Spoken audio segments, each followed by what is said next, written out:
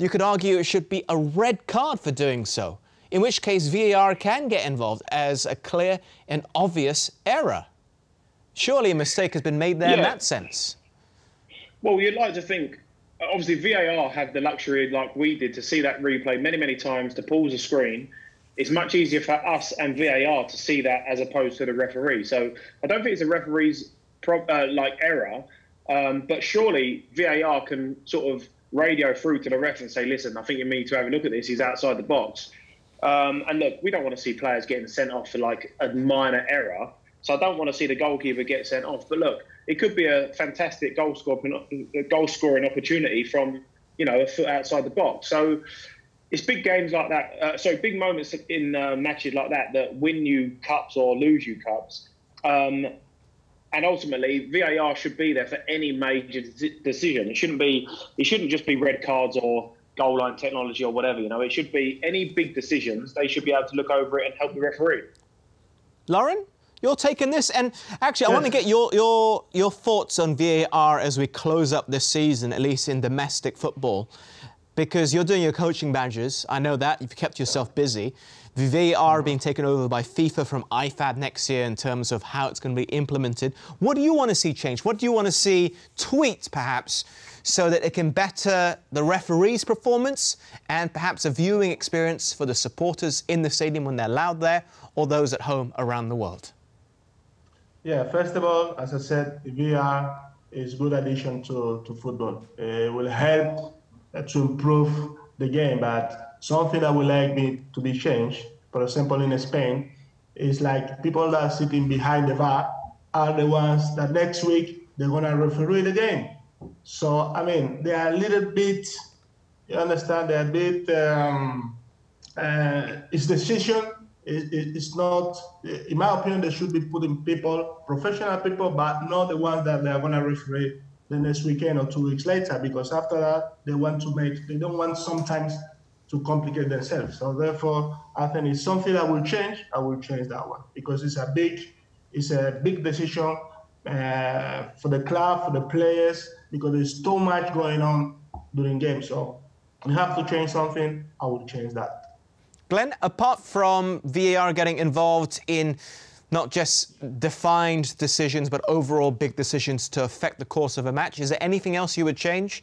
We've seen referees starting, at least in England, to look at monitors just a little bit. Do you want to see more of that, perhaps? You know what it is? It's difficult for the referee because when you know that there's technology there to back you up, it's then difficult for the referee to think, well, I'm going to have to question technology when it's working, it's fine. But obviously, if technology doesn't work, it's simple as that, it doesn't work. So I think it's difficult as a human that you have a certain element of technology, but then everyone makes mistakes. That's normal. So for you to think a decision and then think, well, the technology hasn't helped me, but I'm going to go against technology and go with my heart, it's very tough to do. Whereas when they didn't have the technology, they would just go with their heart in the first place, and probably 9 times out of 10 they get it right.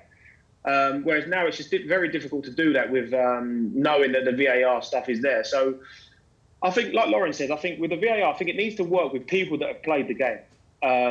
Because referees, yeah, of course they know football very well, but players know how to tackle. They know how to sort of put themselves in a certain position to con a free kick or con the ref a little bit. Whereas if somebody that plays football or played football, they understand when someone's tried to hurt somebody in a tackle. They understand when it's an accident. And I think by having somebody like that in the panel or on the panel, I think that could be the game changer. And then you could see VAR working very well. But do people who have been involved in the game want to do that themselves? No, probably not. No, that's no, the problem. Probably not. But it's a big problem. But I just think if you could manage to find some form of panel where there's one ex-player or even a coach, maybe just somebody that's played the game, then you can understand. Then I think the decisions will start to get better. Because, like I say, VAR has made some fantastic decisions, but it's made some shockers as well. And I just think for the footballing decisions, you need someone that has played the game who's willing to sit on the panel to help out. To what level would you put the person that has to have played the game to be on the panel? Would you put it at, say, championship level? Or does it have to be exclusively Premier League? For you, anyway. Well, I think it needs to be someone at that similar level. I think there's no point somebody that's never played in the FA Cup, you know, or the Cup finals or whatever it may be, having an opinion on that. It's because otherwise we're kind of in the same situation. It needs to be whatever games we're looking at, the players have to have had that experience in those sort of games, because no disrespect, but the Premier League is a hell of a lot faster than, say, League Two. So a League Two player, you know, commenting on the Premier League, is a bit out of their box in terms of they don't actually have that experience. So I just think it should be relevant. Whoever's on the panel should be relevant to that competition or to that sort of domestic league. Would you say petition or write to whoever's going to be in charge of this for next season to perhaps suggest your personal ideas? Would you like to be involved? You know what? Sitting here right now, I'd probably say no, but I wouldn't mind the experience to see how it works. So to do it once or twice, maybe, no problem, and see how it works. And if it goes well, then of course I'm old enough to never say never. You know, I'm sat here now thinking I don't want to do it, but if you do it once, you probably enjoy it more than you think you would. You'd probably help the game a hell of a lot. So then you probably would want to do it more. But I guess the first initial stage is, like I say, breaking the ice in terms of just doing it for the first time. But I think, yeah, you could definitely have a help to the game for sure. Yeah. Lauren, what about your take on it? Seeing former professional footballers, those who've been involved in the game at the highest level, also be involved in match day decisions effectively. That's something quite unique, something we haven't really seen before.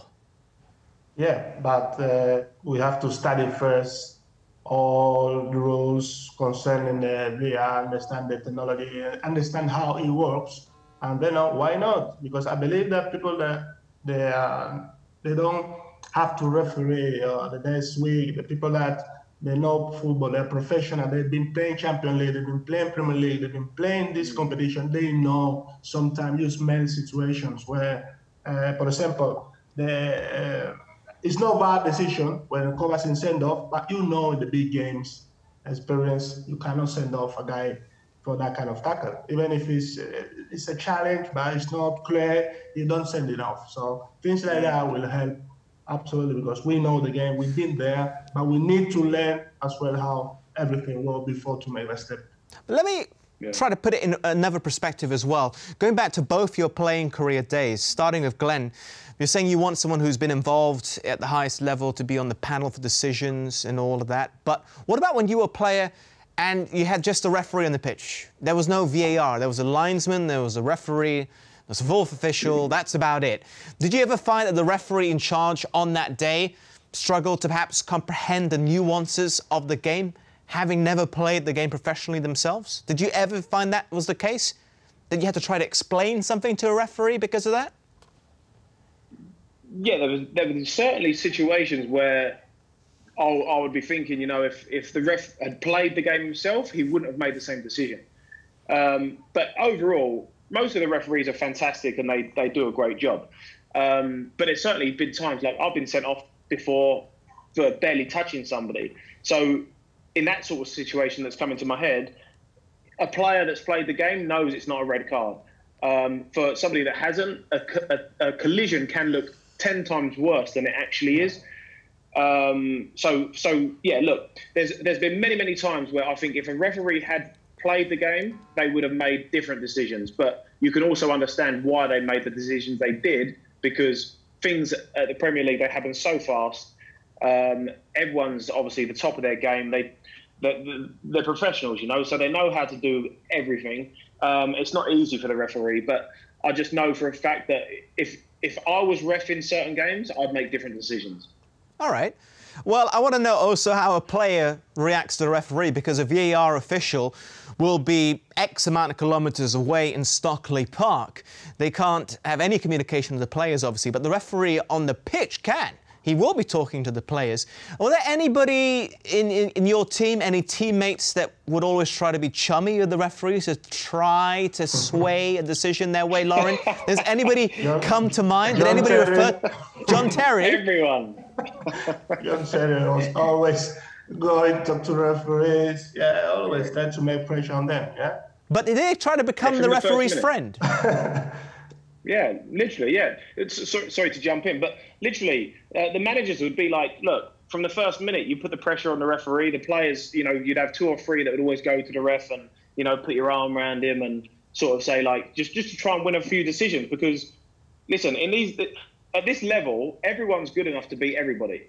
So it only takes one little decision to win you the game. So people like John Terry and Lampard and things like that, they used to get the ref under their wing. And then we might get away with a foul, or we might get a free kick that isn't a foul, just because the ref's on your side. Did you, or did any of you... I remember many times Tony Adams as well used to go and talk to the referee, and, you know, the big players, sometimes they could help in our favor to get the referee in your side. It's a play game. Did either of you or anybody that you know of ever referred to a referee by their first name, or was it always ref? Did anybody say, I don't know, if it was Mike Dean, hey Mike, how you doing? How's the family? That sort of thing. Did that ever happen? Yeah, it does happen. Yeah, it does happen. I think your sort of default is ref, you know, because it's like, because then in the heat of the moment, you don't have to think about anything else, you know. But yeah, certainly before the game, people are saying hello to the ref and introduce themselves as first names for sure, yeah. That must seem so strange to me, because I view referees as being almost like school teachers. You know, you're afraid to call them by their first name. I'm still afraid to call my own teachers by their first name. Lauren? Well, I never say that, but the great thing I see in England is that you could approach to the referee and talk to them. Sometimes the referee make you calm down, talk to you, listen, it's the first one, don't go over, next one will book you. In here in Spain, no way. You just go straight without talking, without have a kind of conversation to the player, because sometimes it helps. You know, there is a player with aggressive issues in the game that you go next to him and talk to him, and then he will calm down. Things like that. I think, overall, I like the way in England the referee behave in the most of the game. All right. Gents, before we take a look at the goals, let's head back once again to Wembley.